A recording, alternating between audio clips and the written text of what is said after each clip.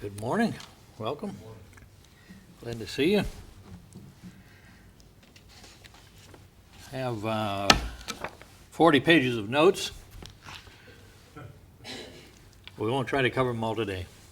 But it is the end of the book of Acts as we begin looking at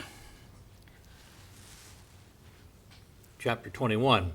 Give you the summary here. We have Paul's first missionary journey, then the Jerusalem Council, the second missionary journey, third, and then his final visit to Jerusalem. We'll be looking at that now. We'll move on then to, because he's arrested there, look at his imprisonment in Jerusalem, in Caesarea, and then his request to be appeal to Caesar and the perilous journey to Rome. The end of the history stops while he was still in prison or just finishing up his prison sentence, because the final verdict had come in and there was no charge against him. All right, F.F. Bruce puts Paul's visit and arrest at May of 57. So this is all not soon, not very long after Christ on this earth. So he arrives. Paul's visit with James and the elders. James, you remember, was the brother of Jesus Christ, half-brother, if you will, of Mary and Joseph, and he became known as James the Camel Knees. Camels have this way to they're so big that they get down on their knees for people to climb up and get on, and then they rise up and then they get down for the people to get off, which is a real elevator ride. My wife rode a camel when we were over there. She was wearing a rather broad brim hat at the time, and on the way down the hat nearly blew off. But they have knees that are calloused and I don't know, they become kind of hoof-like almost, and so called him James the Camel Knees, because not that he showed off his knees, it was just that he was on his knees in prayer so often. He was known as an extremely holy man. But the elders also then speaking of the others who were helping in the church there at Jerusalem. So we see the presentation to the church leadership in chapter 21, verses 17 to 20, and then the Gentile missionaries received with rejoicing. And when we were come to Jerusalem, Luke seems to be with them there, the brethren received us gladly. Self-explanatory. Then the Gentile money received with representatives. If you have noticed in several of the epistles that he wrote, he was urging them for this offering. The prophecies had come in that there was going to be a famine and other problems in Jerusalem. And so he was interested in exploring the idea that the Gentile churches would have a heart of compassion for those in Jerusalem, the Jewish church. Something of crossing the lines of healing the divisions because we are one in Christ. And many of the Gentile churches were very excited about that. And so he had enough money that he asked a representative of each of the churches to go with him, just so that there was no question of what happened to the money. Well, last we saw it, Paul went off with it, So this was quite a party, and he'd say, this from this church, this from this church, and the Jews could just be astounded. Here they are, kind of surly to the Gentiles because of their background and their tradition, And here they are helping them out at a time most needed. And then 3, the Gentile ministry recounted with reverence. And when he had saluted them, said hi, he declared particularly what things God had wrought among the Gentiles by his ministry. And when they heard it, they glorified the Lord. You think about that, the fact that people were getting saved. This was still being questioned in the time that there in Jerusalem. Some dyed-in-the-wool Jewish people who can't believe that Gentiles would be good at anything. I remember a saved Jewish man saying that when he was growing up as a Jew, his mother told him quietly, come, peek out the window. Peek out the window, and he saw a drunk staggering down the street. She said, "You see that man?" "Yes." "You see how dirty he is? See how he's drunken?" "Yes." "That's a Gentile." "Oh." So that was his introduction to the Gentiles. And so anyway, that was something of a general idea, and we can see it even today. But now they hear that God has opened up salvation, that they're having churches, and they have a heart for even these Jewish people and giving them the money that they need to survive. So the presentation to the church leadership, and then the proposal of the church leadership. They think they have a good idea for Paul. The problem disclosed. What is the problem? Well, the myriad of Jewish believers. And they said unto him, Thou seest, brother, how many thousands of Jews there are which believe, meaning have become Christians, and they are all zealous of the law. This means that they were still very Jewish. They were holding to the law, and as well they should. We've learned that the law is, when you get to the ultimate meaning of it all, God's message to us how to be godlike. God's message to us is how to show godly love to God and to mankind. So, this meant that they were, to some degree, anti-Gentile, because the Gentiles were not given the law. They didn't have any of the Jewish traditions, and certainly they weren't interested in animal sacrifices and that type of thing. It wasn't given to the Gentiles. So this was a different kind of life. So the Christians here were not commanded to observe the Mosaic law with its rituals, but Christian Jews could honor the traditions of their fathers with God-given rituals. If you think about it, the rituals that we celebrate here in the church would be baptism and the Lord's Supper. In the Lord's Supper, we don't do it because we become holy when we participate in the ritual. We do it because it's a memory, it's a remembrance of Jesus Christ. So it has a meaning. It's an activity that stirs up particular memories and urges us to a proper Christian action. Well, that's what all of these rituals were, all of the sacrifices and so on. There was no benefit in and of themselves. When the Jews thought that that's how to please God, Isaiah takes up the call and says, no, you are mistaken. God hates this. It is an abomination to him to see wicked hearts performing godly rituals. So, but when the Christian Jews could see, perhaps greater than unsaved Jews, probably greater, the meaning behind these rituals, that this blood of the animal sacrifice was picturing the blood of Christ, that these celebrations were showing the great work that Christ did, then they could celebrate them with higher, deeper meaning than ever before. Then we see the misrepresentations to Jewish believers. He says, and they are informed of thee that thou teachest all the Jews which are among the Gentiles to forsake Moses, meaning the Mosaic law, saying they ought not to circumcise their children, neither walk after the customs.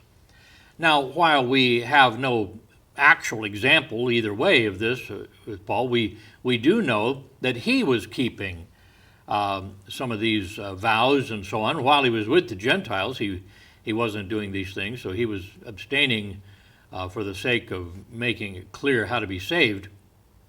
But from time to time, and when he was doing something else, he was traveling and so on, he would keep a vow and so on. And actually, he had a vow that he was keeping here in Jerusalem. So we know that this was not what he was teaching, so I've called it here a misrepresentation. Informed is the word that means carefully gave oral instruction. The idea is that this was word of mouth passed on to others. And to mention Paul was to think of a sort of a heretic out there telling Jews not to obey the law. Well, here they are in the heart of Jewish land and in Jerusalem, and the temple still in existence, and they are all about maintaining the Jewish distinction. And it sounds like he's the one that's trying to rub that out. Then we see the mingling of Jewish believers. What is it, therefore? What should we do about this is the question. The multitude must needs come together, for they will hear that thou art come. Now, the multitude does not have the definite article, so it means a multitude.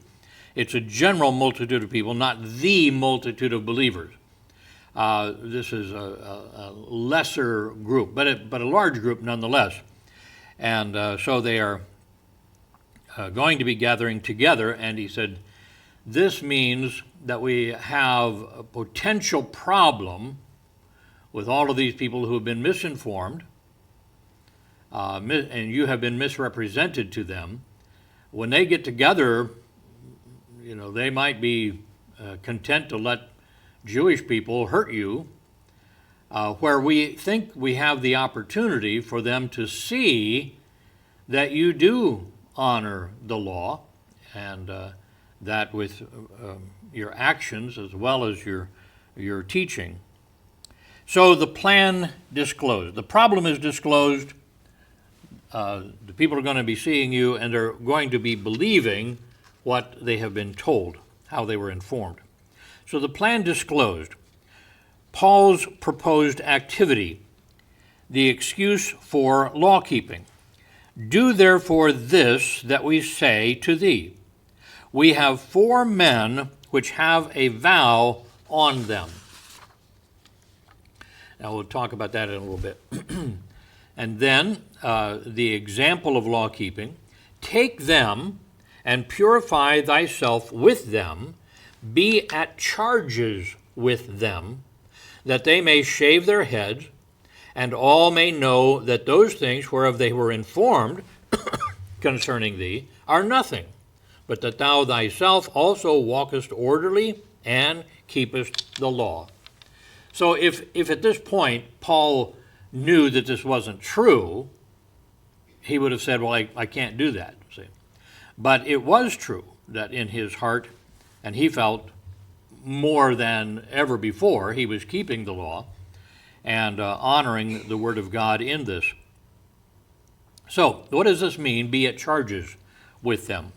Well, it translates, this means to spend on them. Spend on them. So it means pay the necessary charges on their account.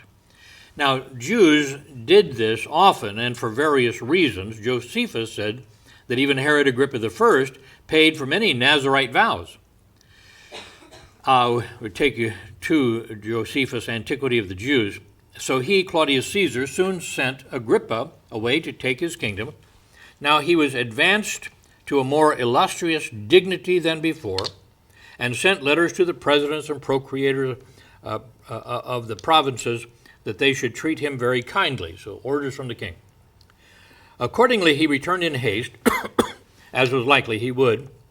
Now he returned in much greater prosperity than he had before. He also came to Jerusalem, and to show his magnanimous heart and so on, he offered all the sacrifices that belonged to him, and omitted nothing which the law required, on which account he ordained that many of the Nazarites should have their heads shorn. So there were sacrifices to make, there were payments to be made of some sort to complete the vow. So the Nazarite vow especially, the normal haircut for the day was evidently relatively short. I think it was a manly thing not to have long hair, because where they would work, that would interfere with their eyes, interfere with getting caught in whatever they were doing, whatever was going on. So there were expenses to be paid. So if somebody with the money would do that for them, then that would be a great benefit to them. Now, the question here is, why would they want him to do this? What was the motive of the Jerusalem church to ask Paul to do this? I found a fairly lengthy answer here in the International Standard Bible Encyclopedia. But the brethren wished to help Paul set himself right before the rank and file of the church in Jerusalem, who have been imposed upon by the Judaizers, who misrepresented Paul's real position by saying that he urged the Jewish Christians to give up the Mosaic customs. The elders understand Paul and recall the decision of the conference at which freedom was guaranteed to the Gentiles, and that they have no wish to disturb that. They only wish Paul to show that he does not object to the Jewish Christians keeping up the Mosaic regulations. They propose that Paul offer sacrifice publicly in the temple and pay the vows of 4 men. Then all will know the truth. That's the concept. Paul does not hesitate to do that, because he agrees with this, that he would like to clarify this, and perhaps in his mind is all of these prophecies that he's going to suffer here in Jerusalem. He's going to have his hands tied and all this kind of stuff. He says, well, maybe this is God's way of showing me now how this is not going to happen. He had kept the Jewish feasts as Jesus had done.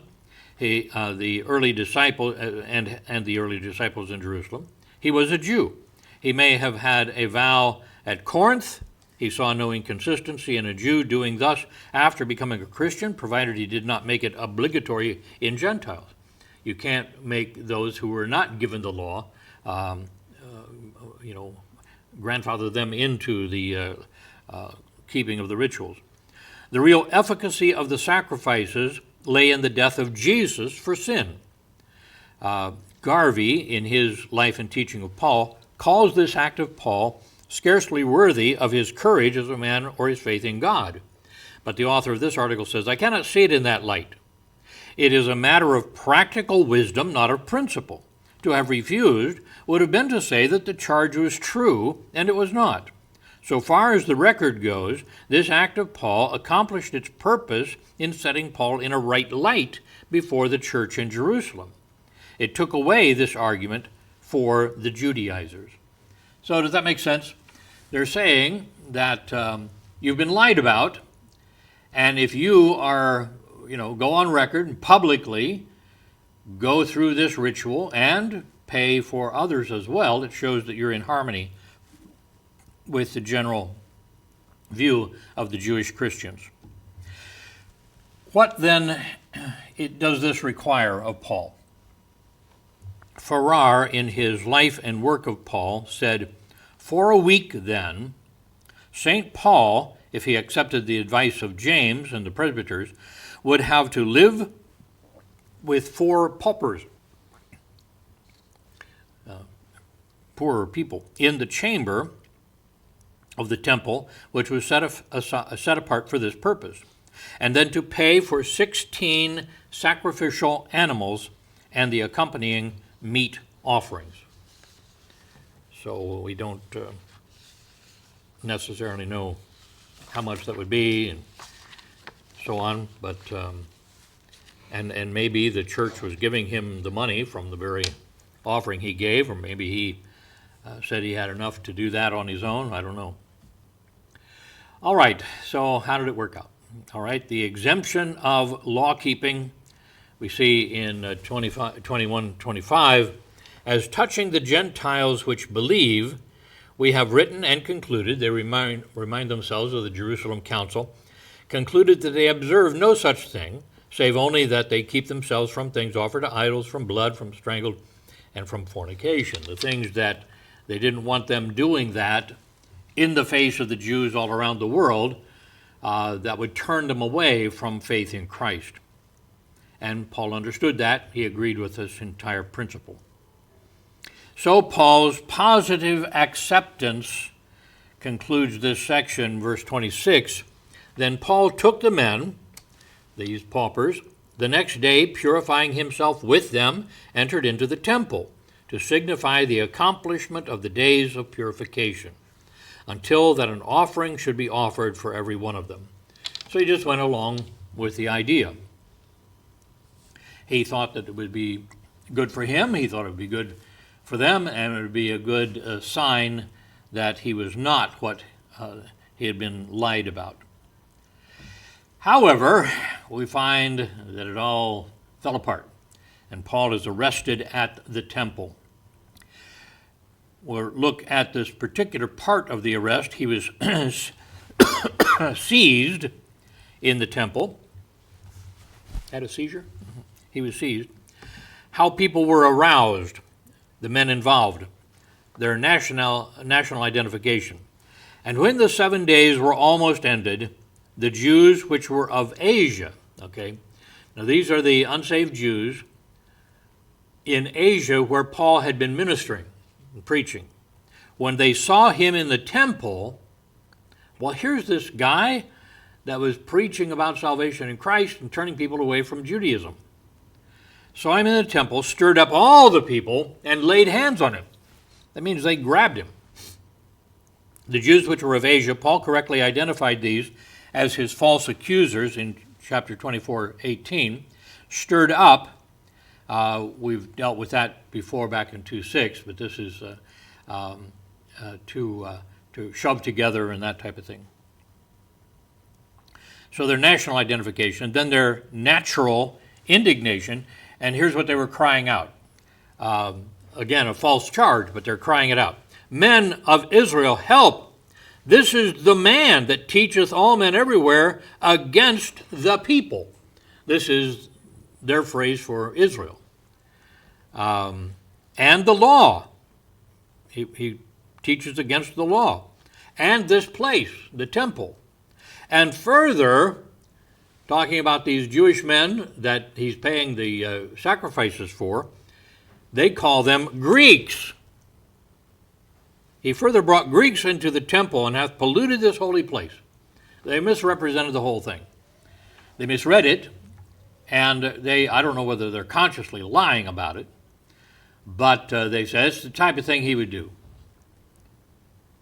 So that's the charge.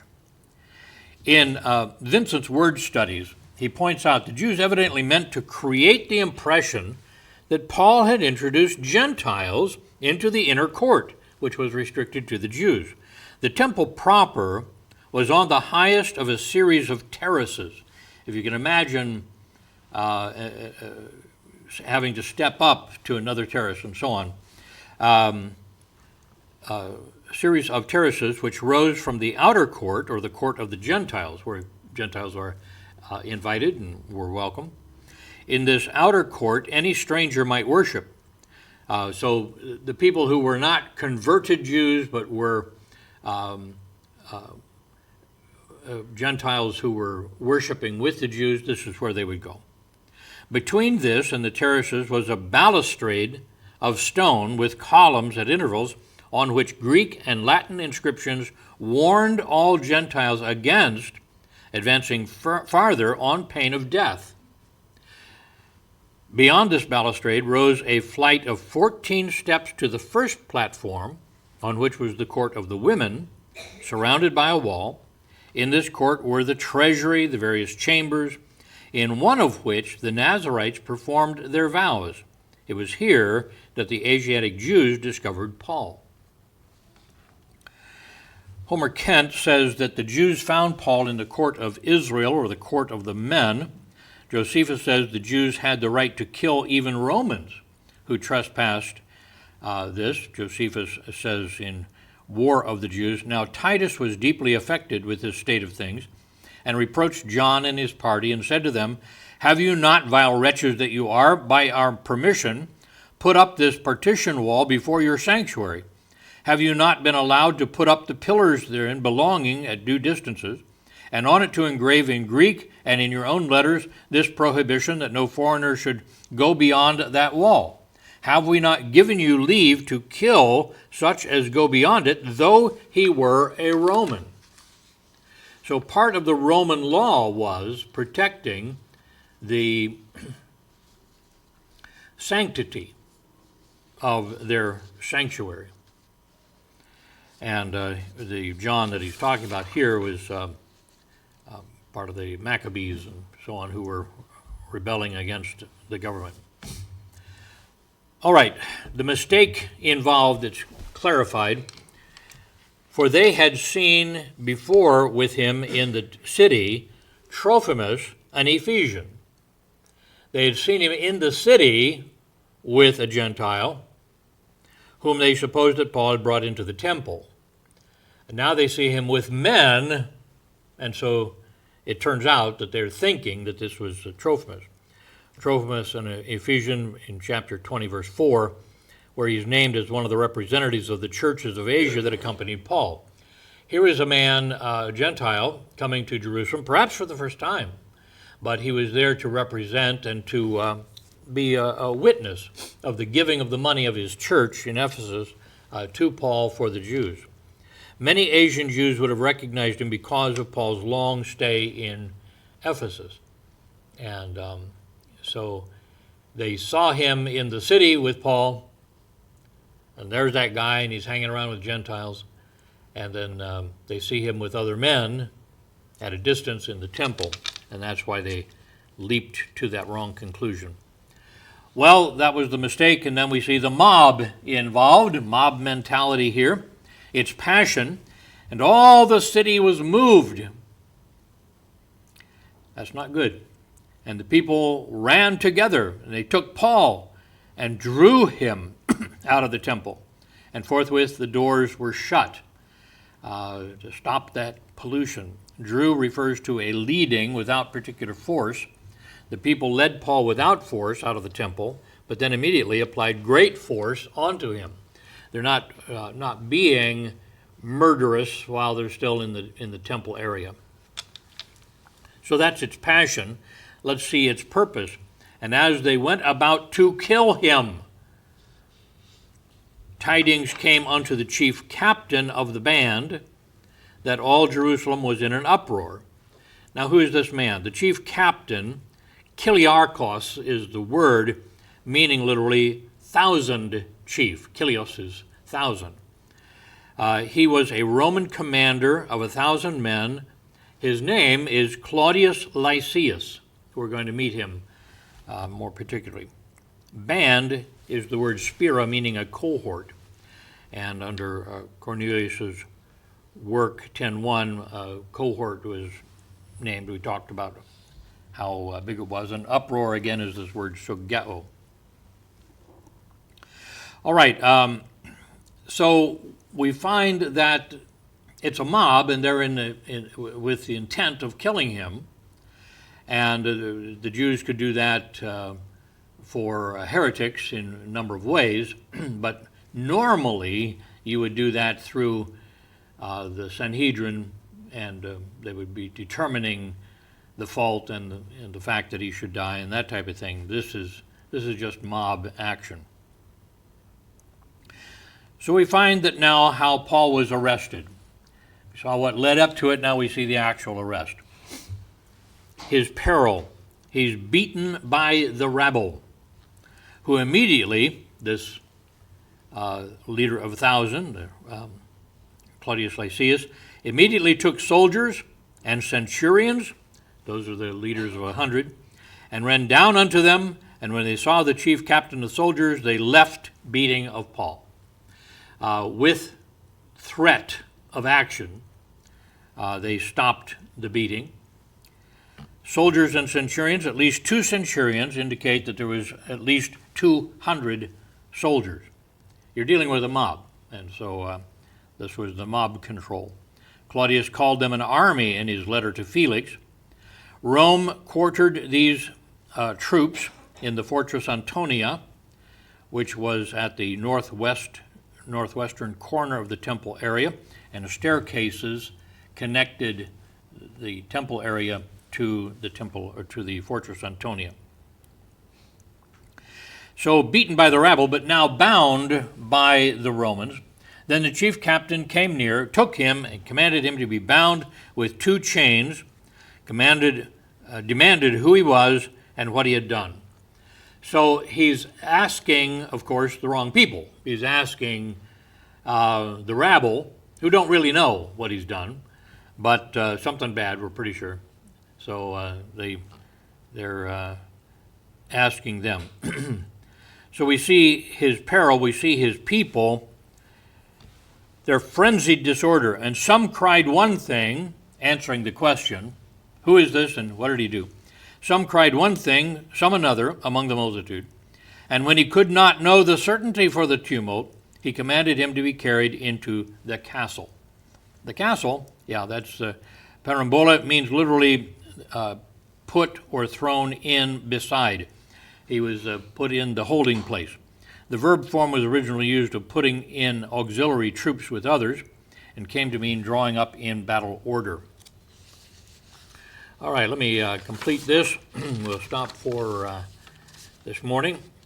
The noun form here means literally a body drawn up in battle array, and it came to mean an encampment, the soldiers' quarters or barracks. So the castle turns out to be, they took him to the soldiers' barracks. This is away from the Jews. So in Hebrews 11:34, it's used of the older sense of armies, and God used the word in Hebrews 13:11, 13, Revelation 29 in the sense of camp or encampment, where the soldiers or military people would have gathered. Then we see their fanatical desire, and when he came upon the stairs from the temple area up to Fortress Antonia, so it was, he was born of the soldiers for the violence of the people. He was carried, he was lifted up to keep limbs from being seized by the fanatical mob and their furious demand. For the multitude of the people followed after, crying, "Away with him!" Well, that sounds like a pretty dramatic place to end, so we'll stop there and pick that up next week as God allows. Answering the question how peace was accomplished, which was the goal of Claudius Lysias. His role in this was to keep the peace. All right, poor Paul. Try to do the right thing, take a little extra expense. Of course, I don't know that he had to pay that now that he was taken in prison. But whatever they were doing to him before he got rescued and arrested, I don't know if he was bleeding. I don't know if he was certainly bruised. Whatever they were doing to him, they were trying to kill him. So, but he was used to such hardships, wasn't he? Comments or questions? Miss Nancy? Yes.